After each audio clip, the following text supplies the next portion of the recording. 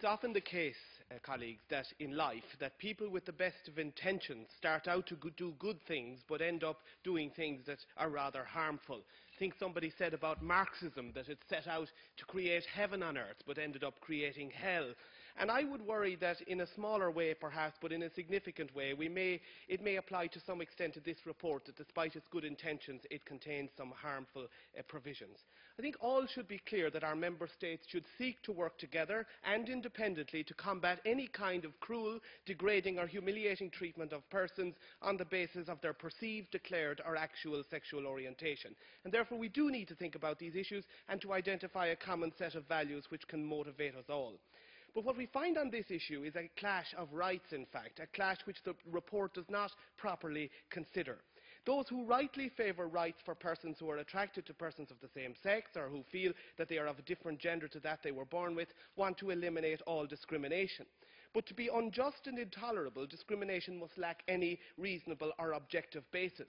There is also a right, which I feel the rapporteur has lost sight of, which is the right of people to have different immoral views about relationships between people of the same sex, and indeed the right of those people to live according to their values.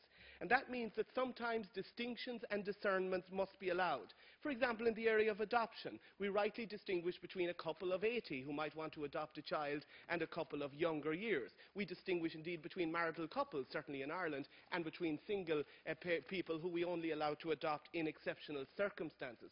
So we mustn't lose sight of the idea that exceptions aren't always invidious or nasty in their intention and their scope. And indeed there is an irony in this debate, because Mr. Gross bases his arguments, or in part, on the notion that people don't choose their sexual orientation. And yet the championing of rights of people described as transgender is indeed based on the notion that people can and may and feel they must choose away from the gender they were born with. It may well be the case that people don't choose their sexual orientation, although that may not be the case in every situation, or at least we may say that a person's sexual orientation or preference is not always a fixed issue. The jury is out on that to some degree.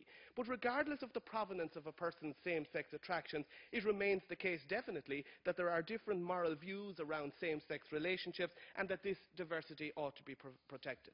My amendments would seek to promote a harmony rather than a clash, because I believe that Europe must not become a cold house for freedom of conscience. Nor should we use emotional blackmail in this debate. It's wrong to make unfounded links between all so-called conservative attitudes and rates of suicidality. I think this is anti-intellectual, I think it's heavy-handed and perhaps driven more by ideology than rationality, and my amendments reflect this concern.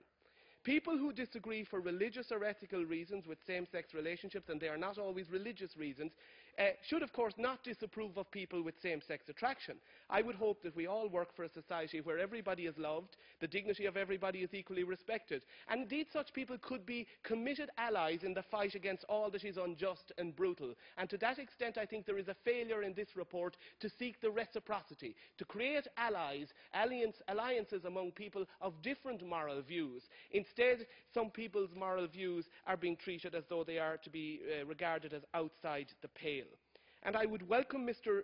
Gross's rejection of absolutism in principle, but I think it has to be followed through with a rejection of absolutism in practice.